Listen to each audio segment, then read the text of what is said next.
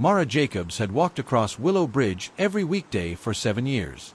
But on this particular chilly autumn morning, something stopped her mid-stride. A single envelope, placed neatly on the railing. Rain hadn't touched it, as if someone had set it down moments before she arrived. Her name was written across the front. Mara, in handwriting she didn't recognize. Her heart thudded. Who knew her route? Who left her a letter, out here? With trembling fingers, she opened it. Inside was a single sheet of paper. Don't go to work today. Someone needs you more. Mara spun around, searching for whoever might be watching her, but the bridge was empty except for a dog walker far in the distance. Her instincts screamed danger, yet the message pulled at her. She folded the letter and began walking, except not toward her usual route. Something told her the answer was near. Halfway across the bridge, she heard a sound. Soft, broken, almost drowned by the wind. A child crying. Mara ran. At the far end of the bridge, behind the stone parapet, she found a girl around 8 years old, soaked and shivering, hugging her knees. "Sweetheart," Mara whispered, kneeling beside her.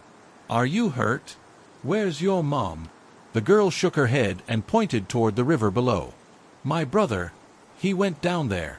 He said he'd be right back, but he's not. I don't know where he is." A spike of panic shot through Mara. "How long ago?" she asked. "An hour." An hour in the icy rivers of Willow Creek was life-threatening. Without hesitating, Mara dialed emergency services and kept the girl warm with her coat while help arrived. Minutes later, though it felt like years, searchlights swept the riverbank. Shouts cut through the fog. Then, "We found him! He's alive!" The girl burst into tears of relief, and Mara's own eyes stung. The paramedics confirmed the boy had slipped into the water but managed to climb onto a ledge beneath the bridge. Cold, bruised, but alive. The siblings clung to each other as if they'd never let go. A police officer approached Mara. "If you hadn't found them when you did," he began. His voice trailed off, heavy with unspoken possibilities. Mara nodded, shaken. She slipped her hand into her pocket, feeling the mysterious letter inside. But something nagged at her. "Nobody else came across the bridge today?" she asked. The officer shook his head. "Road's been closed since dawn because of the gas leak downtown. You're the only one who's crossed it in hours." Mara's breath caught. No one could have left that letter. Yet there it was, still in her hand. "Don't go to work today. Someone needs you more." Later that evening, as she walked home, she found herself drawn back to the bridge. The air was quiet now, peaceful. She thought of her own late brother, the one she hadn't been able to save years ago.